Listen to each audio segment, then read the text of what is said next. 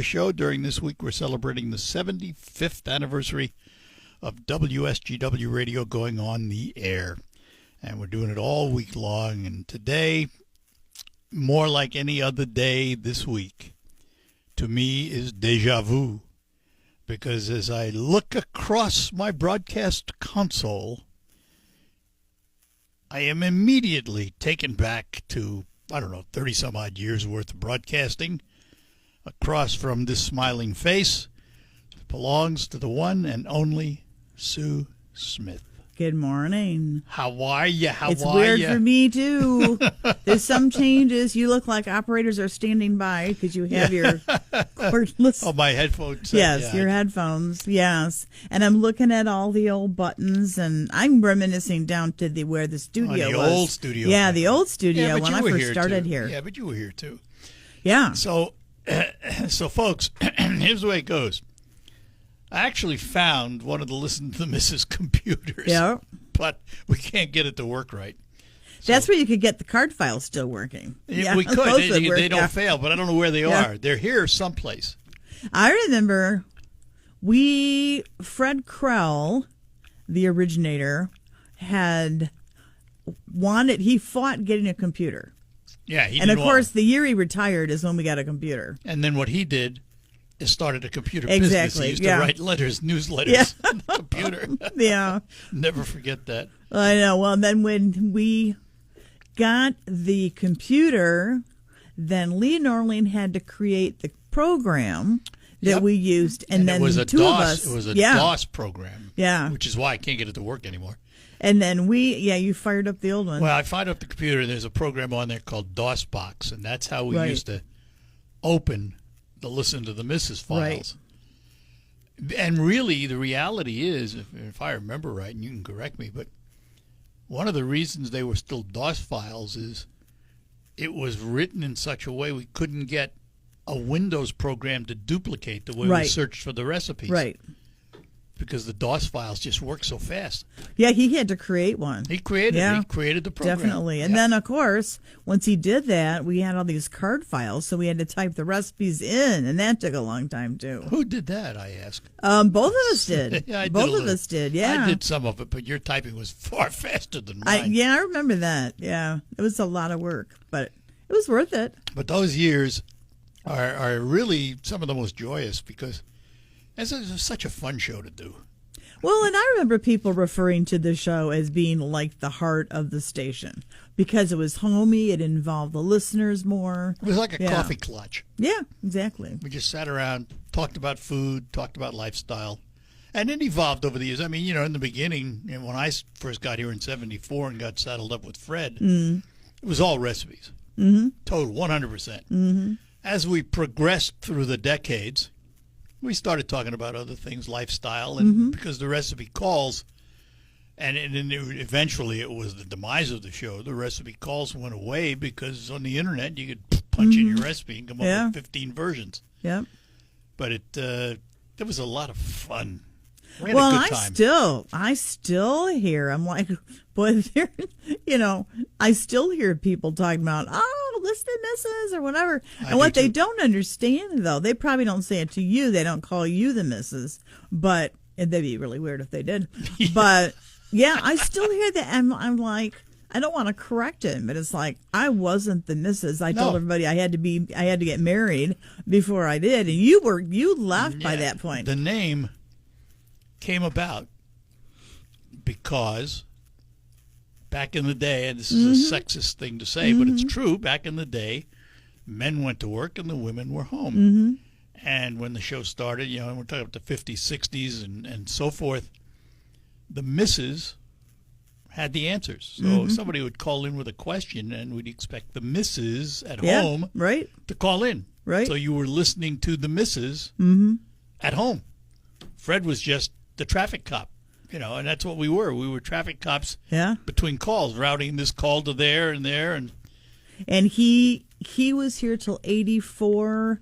And in the meantime, we had Les Forster. When I started, I'm pretty sure it was back in 86 when I said I'm married now.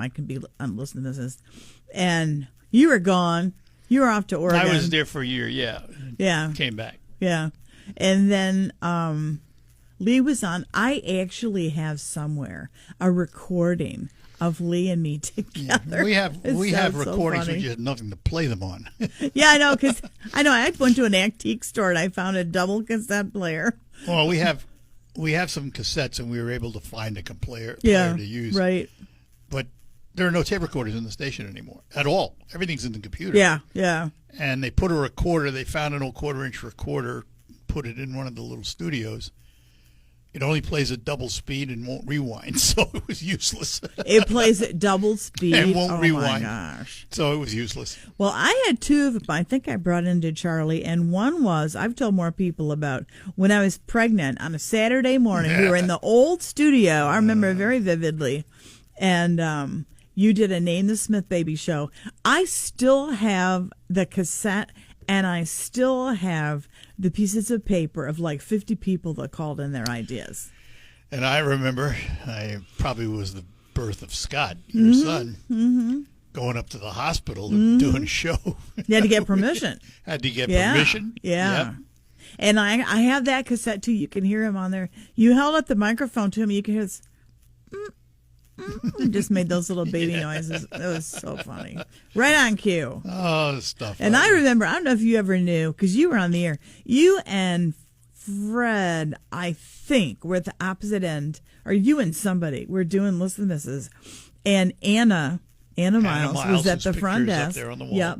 She was at the front desk, and you guys were frantically searching for some recipe. Hear her come running down the hall. She with high heels on. Yep. She ran all the way down, found the recipe, came back and sit back down so she could take more calls. Yep. That was amazing. Yep, she did that until her untimely death. But and I heard you talking about as well. Yeah, she was amazing. Yeah, I heard you talk about the card files. Oh, yeah. And Fred's writing. I heard you telling Yep. Terry Henny about that. Yep. Because Fred's writing was interesting. And he'd write in the columns, oh, need more salt or this or that, and their little Fredisms. Yeah. Oh, he had lots of them, too. Yeah. I mean, he did have a number of Fredisms. That's a good way to put it. Yes. And the first cookbook, we had a lot of changes spelling-wise. Yeah. So- yeah. Oh, well, that was okay. It was made with love. Well, it was. And over the years, there were 11 cookbooks. 11. Plus brochures, yeah.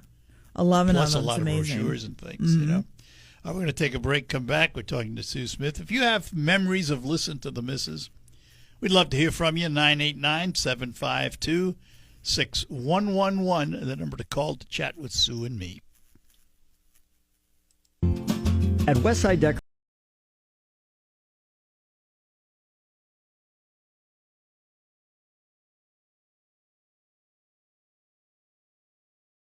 All right, we are back with you during our 75th anniversary of WSGW being celebrated all this week. Monday was the official day.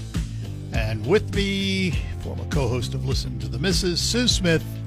And we'll take some calls because they are locked and loaded, Sue. I knew it would be. Start with Mike in Thomas Township. Mike, good morning.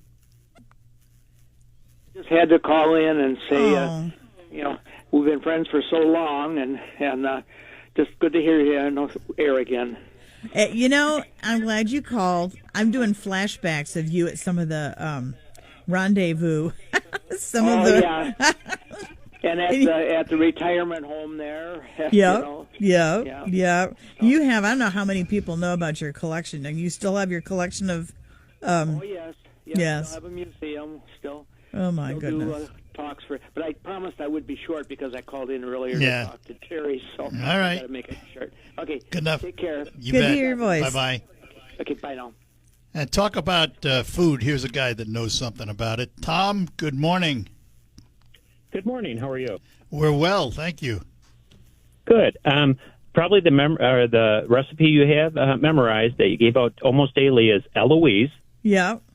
Oh, yeah. Yep, you gave that one out. Oh, And what happened? What was really funny, too. What happened? Go ahead. Pardon? Go ahead. What happened to your friend from downstate, the secret recipe detective? That Oh, was she always, passed. copy Gloria of- Pitzer. She passed away a number of years ago.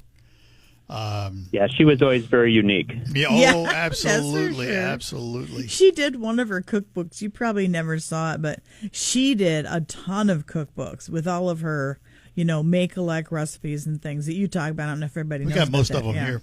Yeah. But she did one of them handwritten, which just blew me away. Yeah, That was, the whole book was. yeah, the whole book was handwritten recipes. So, oh well. Yeah, you certainly know about food, don't you? Oh yeah, a little A bit. little bit, So, yeah. We know who this is, so folks. I appreciate it. He's one of the best Well, thank caterers you. in the world. Yeah. Tom well, is, thank you. I appreciate that. Yeah. All right, buddy. Thanks for calling, Yep, Tom. have a great day. Take care. You too. You're Bye-bye welcome. now. Thank you. Bye now. Heloise Solution. I'd forgotten about Yeah. Heloise. And Yeah. Diane in Midland. Diane, good morning. Good morning. Morning. I wanted to let you know that I was so excited that you were going to be there, Sue. Oh, you're so kind. I started listening to WSDW in early 2020s, and I found the radio station, and I absolutely loved your show. And I was so bummed when it Oh, got I know. canceled. I know. Well, well, it was 60 years last time, 60 some years. And one of the cookbooks was 60 years. Yeah, the first cookbook was 80. Well, when Fred retired, so it was 84. Right. 85 was the first cookbook. Right. Wow. Yeah. That's great. Well, and I hope you felt like home when you discovered it. Oh, I did. And I don't know if Art remembers, I'm the girl that had the Pinot station wagon as my first car. Yeah. Yes. Oh, yeah. Yes. Oh, that's funny. And my husband was in radio when I met him, and he was a promotions director out in California. Oh, wow. And so I love listening to all of the old, stories about when the station started and everything. I can so relate to all that. Well, you'll have And so to it- have to keep listening, Diane, because part of what we're going to do here, Sue obviously was on WSGW with me for a long time, but she had other duties in the building. She was the promotions director for 2 radio stations. Oh, my goodness. And pulled off some hairy stunts we'll have to tell you about. Oh, yeah. All right. He used to take a big inflatable fox with a big guitar, and he had Yep. to set that up and take it down. And We had Oh, yeah. those. Oh, we had those. so many stories. Yeah. Yep. That's funny. So, but yeah, I really, really miss the show. I say appreciate I it. just wanted to let you know how much I enjoyed it. Thank you. And in all fairness, we had recipes, but part of the secret success of the show was our listeners who also it was. one person's like, well, I'm looking for this, and another person will call and say, oh, I've got that one, or fill in the blanks. It was great. There were 2 successes that had to do Yeah. with listeners. 1, they participated, and 2, they listened. Mm-hmm. I mean, that was what it was all about. Exactly. So, all right. Diane, thanks. All right. Thanks for taking my call. You bet. Bye-bye. Bye. And here's another voice you will be familiar with, Sue. Carol in Sheridan. Ah, Carol.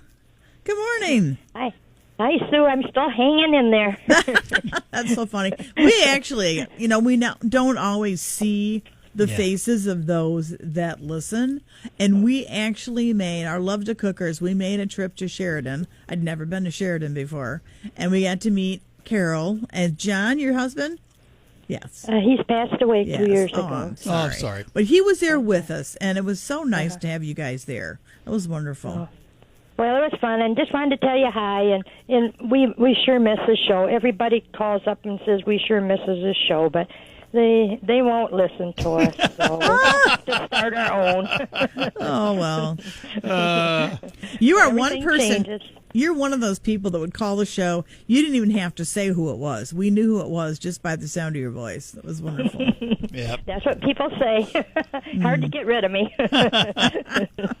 All right. You take care, won't you? Thanks, Carol. Thanks, Carol. Bye-bye Yeah. now. Bye-bye. All right, 989-752-6111 as we reminisce about Listen to the Missus. But as I mentioned to Diane, Sue's other responsibility here in the building, we were, of course, 2 radio stations at the time. We were WSGW and WIOG. And Sue was the promotions director. She married people on the back of trolley cars. Ah. She did stuff What? You laugh, but I just talked to Robert, who was one of the first couples that got married. We had 2 trolleys, and we had 2 couples on each trolley. And you talk about challenges. We actually had the equipment go off on one of the trolleys, and they had to do run around and switch buses. Oh, it was so fun. And they actually renewed their vows right here on the radio station. Oh, that's right. Which is cool. Yeah, their 25th, I think it was. You did that for a long time. I mean, that was your gig. We did, I don't know why, but I want to say like 18 or 19, I think, weddings on the air. Yeah, multiple couples. The first one was 1. And, I mean, we had up to 8, I think. Swimming pools. I think you did all kinds of... Well, wedding in the water. Wedding in the water, at Bavarian and Lodge. Wedding on the water at the ice arena. And on skates. And then we had Marriage on the Mountain, which was 6 couples on skis. Instead of a bridal dance, they had a bridal ski. We did Wedding in Lover's Lane at Stardust. We had a wedding bowl instead of a wedding dance. We had Love is in the Air from a hot air balloon. It was a blast. I mean, to be able to have a job where you can do all this fun stuff. I mean, there were challenges too, but I mean, there was just crazy stuff. And I think one of the first things... I was strictly doing WSGW in the beginning. And one of the first things that was so fun is we sent you on Groundhog Day. Oh, well, that was famous. Yeah, and Jeff Schreier's got a picture of you coming out of the manhole. I have it hanging at home, and the original of that photo is in the Saginaw Valley State University photo library. Yeah. Under press prints. Yeah. Jeff Schreier's did it, and he did his photo display out there. He had all kinds of unusual things, and you were part of it. Yeah. Oh, yeah. Very fun. Never forget that. Yeah, I know it. We used to have these meetings, these 4 for the morning meetings, and we'd decide where we're going to go, what are we going to do, and some harebrained stuff. Yeah, some that got done and some that didn't. I also remember, I was thinking about this the other day. One of the things that we did that was unique to WSGW was mini bingo. Remember that? Oh, yeah. Oh, why are you saying it like that? You didn't have to do the bad parts. We had thousands and thousands of cards. Saginaw Bay City Midland, we had boxes in all 3 malls. And then sometimes I'd have to go take them out of the boxes. Sometimes our chief engineer, Cliff Graff, would do that. And we had those games, I think there were 5 times a day. Could be. Yeah. And so I got to take all the phone calls and distribute them and all that stuff. And at one point, too, I was covering for traffic, scheduling the commercials. So I had two stations there, run across the hall, do mini bingo. It was great fun. Might have been on the air, too. It was crazy. Well, it was. It was a crazy time. We were swamped. We were busy. Well, and now... I think the difference now is there's fewer people expected to do the same amount and a lot more. Well, there's a lot more electronics to help you. Yeah, yeah. And that's good news, bad news. I mean, because like we were talking about and trying to find some of the audio history, we don't have any machines in the building to play it. Yeah. There's not a tape recorder in the building. Yeah. It's all in the computer. Yeah. And, that's true. It's a different world we live in today. I mean, which explains to some degree the demise of Listen to the Missus, because you wanted a recipe, you sit down at your computer and you get 15 versions of it. You don't need to call in anymore. We had, when you were gone, I had a person sitting next to me over here, both to remain unnamed, but very prominent in our community, who we couldn't find a recipe or something. One had been a previous co-host of the show, and we couldn't find a recipe. It's like, oh, well, let's just Google it. I'm like, don't tell them that. We may do that, but don't tell them that. Well, I'm going to show you something funny. Oh. One of the most popular recipes we ever had was the No Peak. I knew you were going to say that. Jack's Fruit Market had these cards. Yep. On the card is the recipe. Oh, how funny. Telling you how to, preheat your oven and how you put it in, don't turn it off and all that stuff. And they gave these out. And that's funny. Yeah. I don't know where this one came from, but it's in the book and I treasure it. I don't let anybody take it. And speaking about places giving recipes out, one was Kessel. Al Kessel were with you. Al Kessel, sure, yeah. We had those recipes, and I still have the blooper reel. Oh. Of all, Yeah, the two of us And- doing a cooking show on TV. And the other thing I remember, that wasn't the first one, because the first one was with Fred and we were at the mall. The second book, I think, we were at a supermarket in Bay City, and the day the book went on sale, people were lined up inside the supermarket all the way around the wall on the inside and back out. And it seems to me it was in the freezer section because we were And- cold and they were cold. Yeah. And we had a security guard standing behind Yeah. us because it was all cash Yeah, at the time. that was wild. Oh, thousands of cookbooks. I mean, we've been through, I don't know how many, 60, 70,000 cookbooks, something like that. All right, we're going to take a break, come back. We're talking to Sue Smith. Listen to the missus. We were together for a lot of years. And if you have any memories or questions, you can give us a call, 989-752-6111. Service. It's hard to find.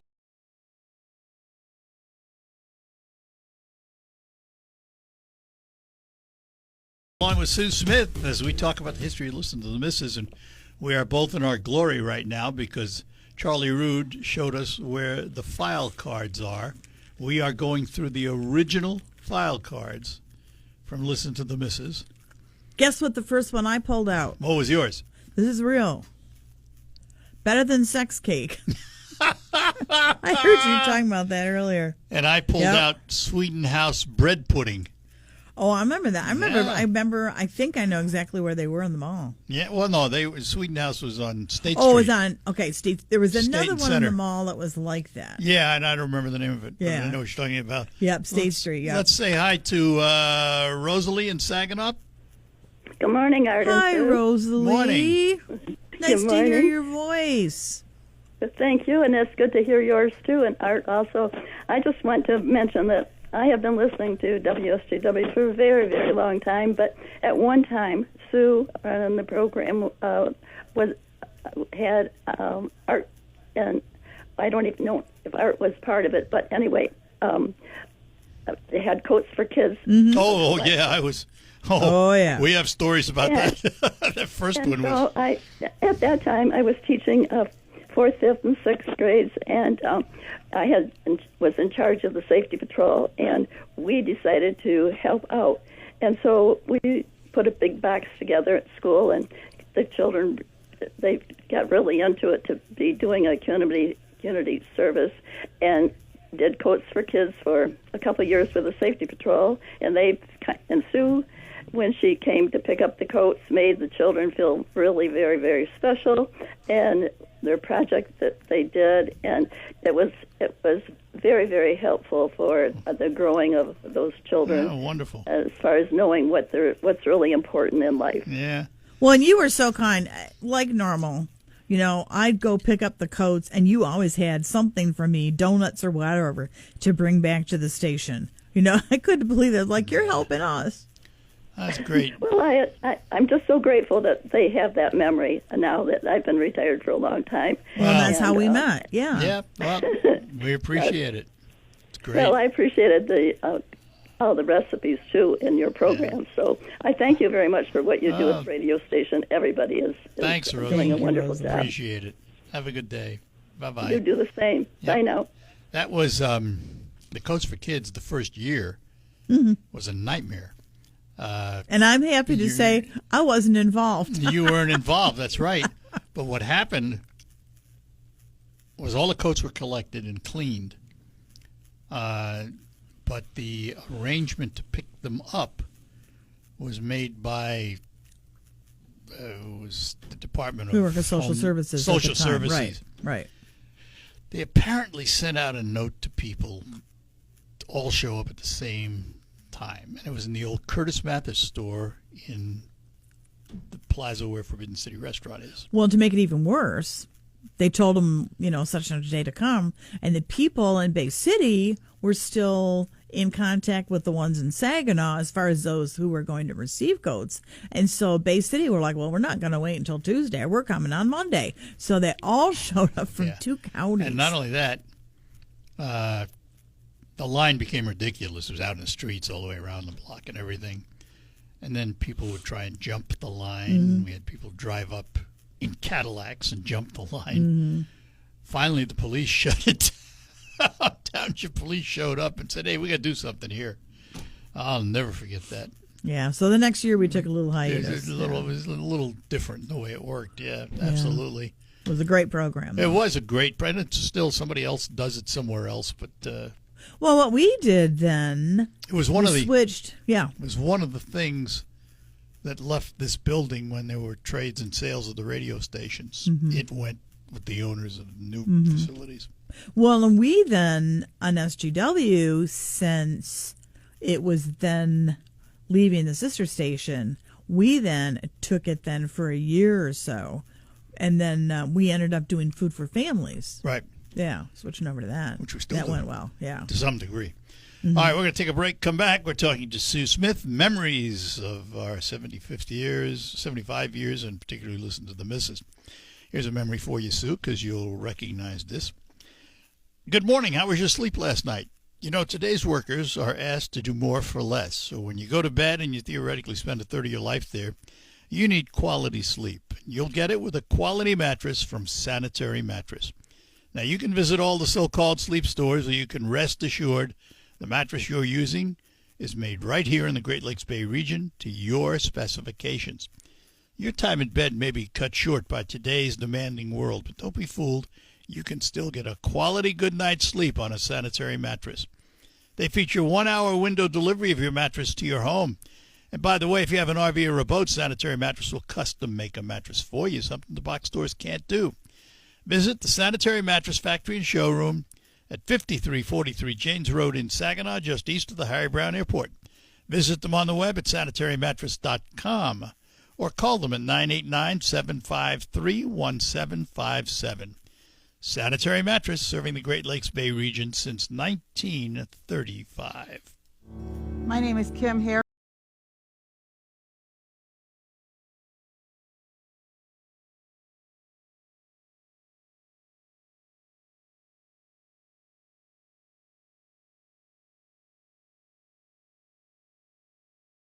All right, we're back with you here on WSGW. Art Lewis and Sue Smith. When was the last time you heard that together, folks?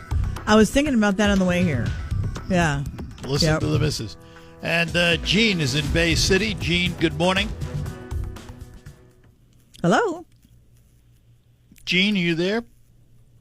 Oh, Joan. It's Joan. It's Joan. Oh, Joan. I read it wrong. It's Joan. Oh, I know good Joan. Morning. Good morning. We were just moving to Bay City in 1971, and I was doing the interior painting in our house, and I had the radio with me. I carried it from room to room while I was painting, and I heard that there was going to be some kind of a reception for, Fred Crow. Yeah. And so I made up my mind I was going to go, and that's where I first met Sue. She was at the reception. It was at some hotel. I don't remember. It was at the Sheraton, Yeah. I think so. And we talked about, I came away with 2 cork toasters. Oh, jeez. Yeah, we have those. Cork They're floating around here. They had Fred Krell's picture on it. Yes. And the interesting thing, Joan was one of our stopgaps, because Joan was a home economist with extension. And we knew if we got out of line, we'd be hearing from Joan. I corrected you a couple of times. I did a little research for you a couple of times. I was kind of a, I guess, because I was on, and everyone seemed to know when Joan from Bay City was on what was happening. Oh, yeah, between you and MSU Extension, you kept us in line. And she was with MSU Extension. Yeah. Well, I remember you had the big legal pads of paper, and everything was being written down on those pads of paper, and then someone would call in and want a recipe, and you could hear the papers rustling while they were looking back to the date and when the recipe was called in and so on. And the other problem was, I don't remember who it was, but it wasn't you, Art. They were trying to figure out a recipe, and it was 5 teaspoons of something, but they didn't know what it was. Oh, gosh. Well, the problem was... It dawned on me what it was. He had written S&P for salt and pepper. Okay. Oh, well, the problem was Fred Krell's handwriting was the problem. And Fred wrote all this stuff down on yellow pads, and until Fred sat down and transcribed them onto the cards, we couldn't read it. Well, it had to be, as I recall, it had to be called for multiple times to make it worth putting on a card. Yeah, Fred had his own way of doing things. And his typing wasn't. I'm looking at some of this stuff here, and it's not necessarily typing wasn't great either. No. But he was a great guy. So I remember one of the times there was two guys